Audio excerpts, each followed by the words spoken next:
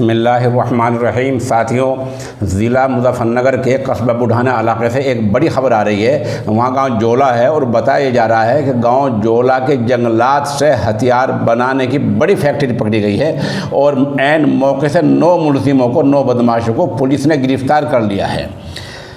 SSP Abhishek Yadav के मुताबिक Muzaffarnagar police ने ज़िले के गांव जोला के जंगलात में चल रही गैर कानूनी नाजायज़ तरीके से चल रही तमंचा फैक्ट्री का पर्दाफाश करते हुए काफ़ी तादाद में हथियार और हथियार बनाने के सामान बरामद किए हैं। इनमें हथियार मुकम्मल भी हैं और अधूरे भी हैं।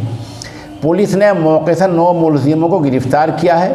पुलिस लाइन में प्रेस कॉन्फ्रेंस के दौरान एसएसपी अभिषेक यादव ने सहाफ़ियों को अखबारी नुमाइंदों को बताया कि मुलज़िमों में इलियास, क़य्यूम, मसरूर, शमशाद, मुनीश, वल्द करमवीर वगैरह शामिल हैं। ये सब मुलज़िम इलाके के आसपास के हैं।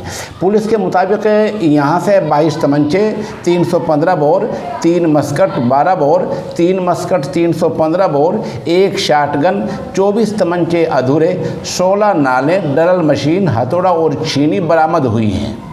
एसएसपी अभिषेक यादव ने मज़ीद बताया, यानी आगे कहा कि तफ्तीश में जमील और क़य्यूम ने बताया कि वो अपने साथियों के साथ मिलकर पड़ोसी ज़िला शामली के कस्बा कैराना और यहीं के पास के कस्बा बुढ़ाना वगैरह से कच्चा माल लाया करते थे और फिर यहाँ लाकर उसके हथियार बना लिया करते थे। एक हथियार 700 रुपये की, एक हथियार पर 700, 600, 700 रुपये की लागत आती है, जो बआसानी 2500 रुपये में फ़रोख्त हो जाता है।